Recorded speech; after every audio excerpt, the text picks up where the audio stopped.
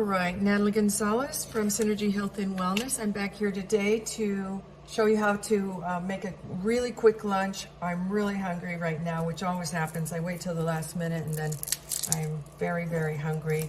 And I'm gonna be making a lunch from the things I prepped through the weekend that I was gonna take on my road trip. In fact, I did take them on my road trip, but most of them came back with me. I put the spring greens in this container, and I'm going to go ahead and use this container for my quote salad bowl.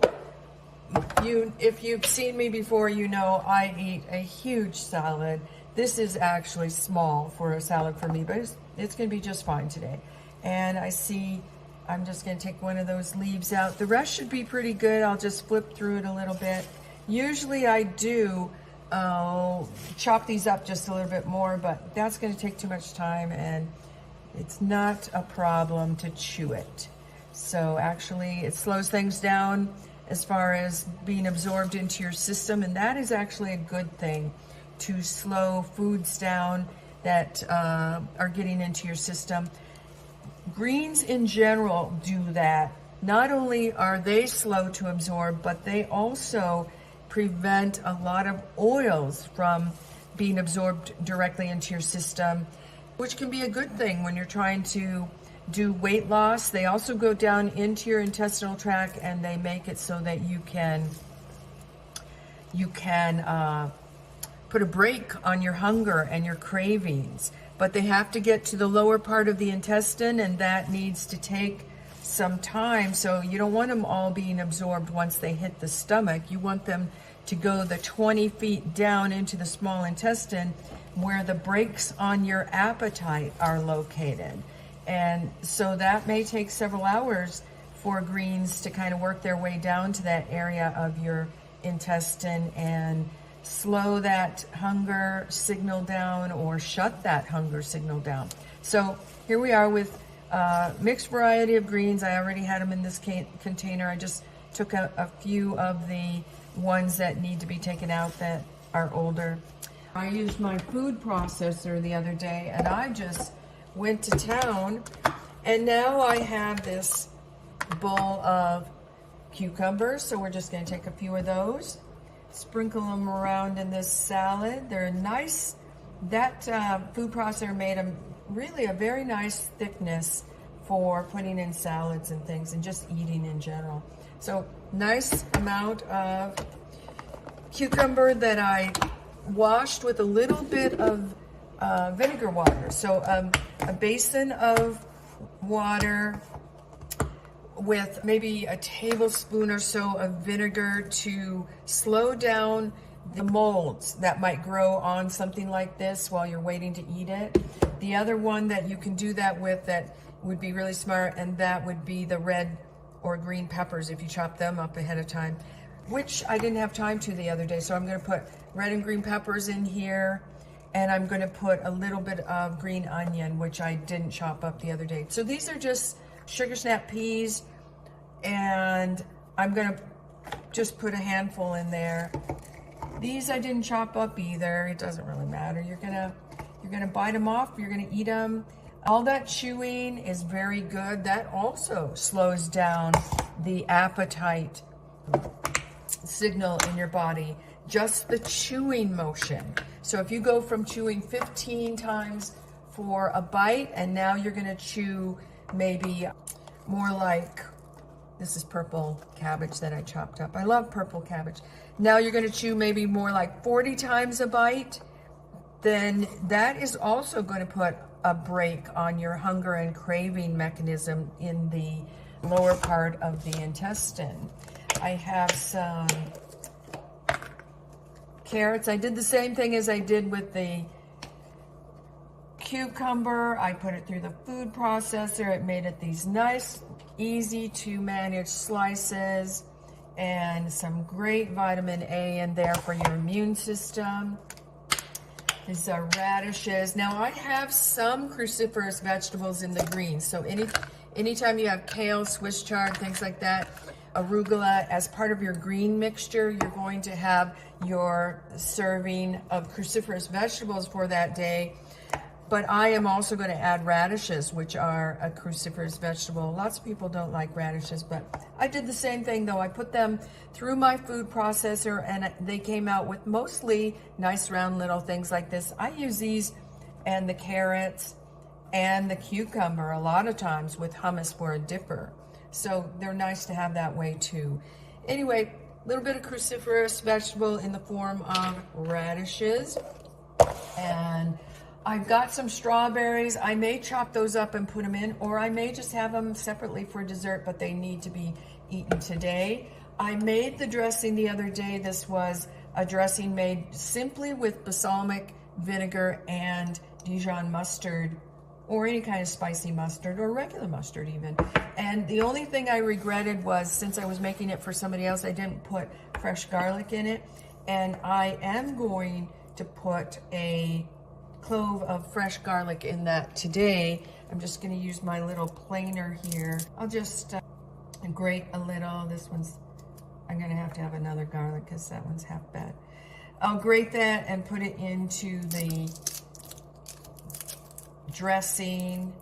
I really love garlic, but some people don't, so it should be to taste. So if you don't like garlic, don't put any.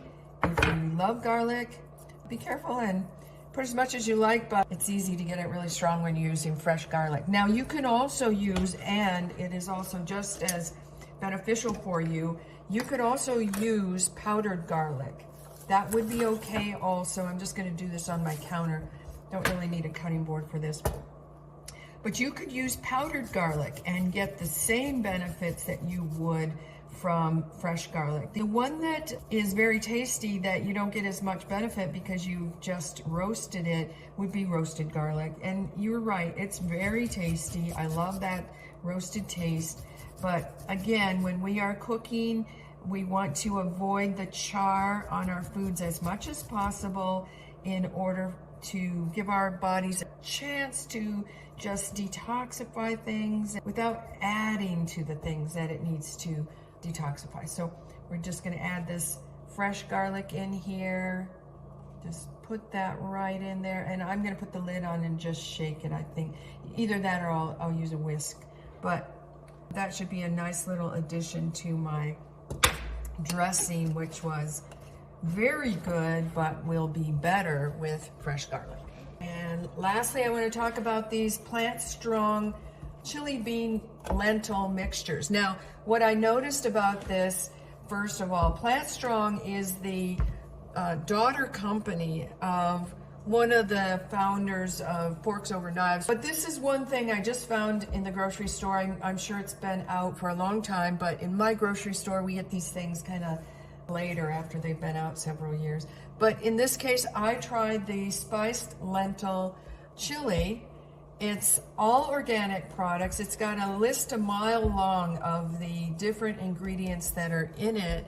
There were very few that were red flags for me. All of these, in fact, were quite good, with the exception of, I have trouble with, for myself anyway, with citric acid. So citric acid for me, for my husband, seems to cause a lot of heartburn. So I avoid things that are produced using citric acid as a preservative is what it's being used for. Sometimes it's used for flavoring, but anyway, citric acid. And that was the only thing I saw in here. There were no added oils at all. This contains 2 cups in this package. 1.5 cups is your total daily amount of beans or lentils that you should get each day on a daily basis. Now, if you are a bigger person, you're going to need a whole lot more than 1.5 cups. For me, 1.5 cups is sometimes too much. So that's what happened here. I went to eat this. I thought, oh, I can eat 2 cups of that.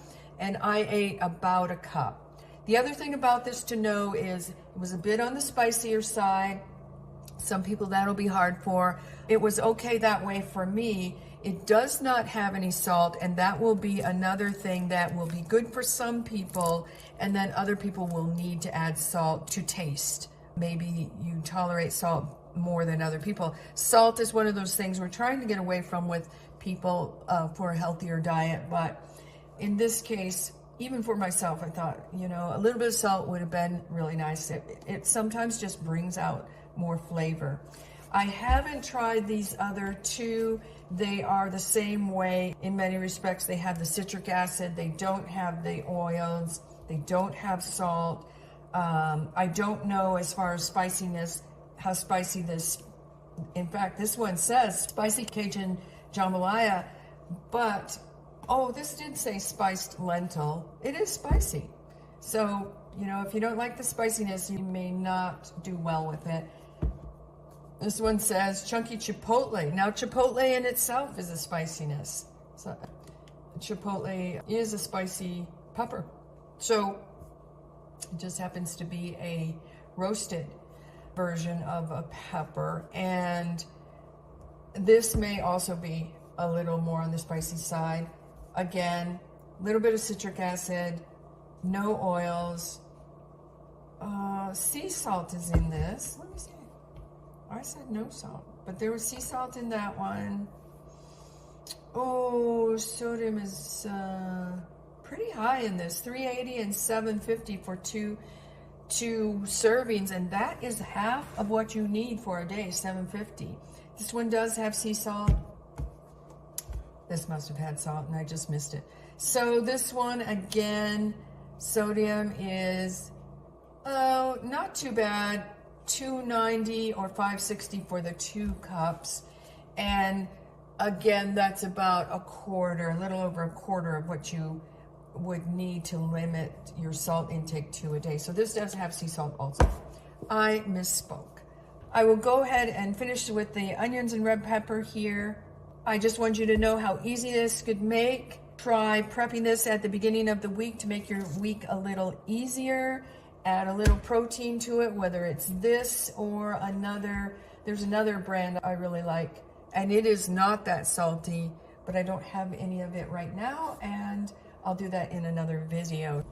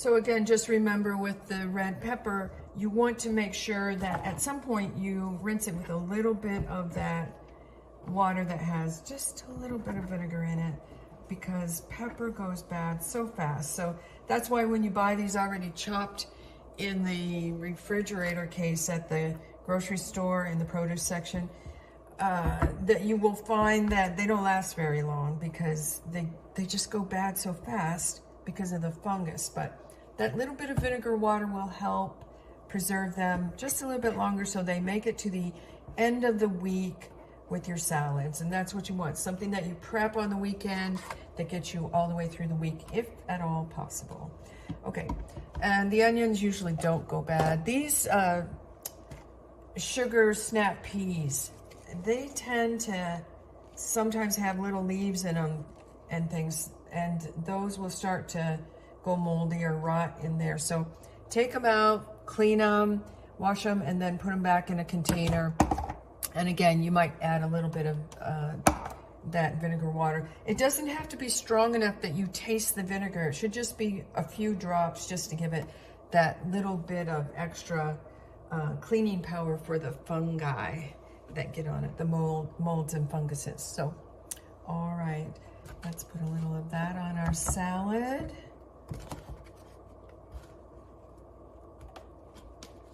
Oh, I love red pepper. And a little bit of onion. There you have your allium family of vegetables: onions, leeks, green pepper, chives. Those are from the allium family, another family of vegetables that helps detoxification in your body. So there we go. And all right, everybody, go out and have a great day, rest of your week. We'll see you in the next video.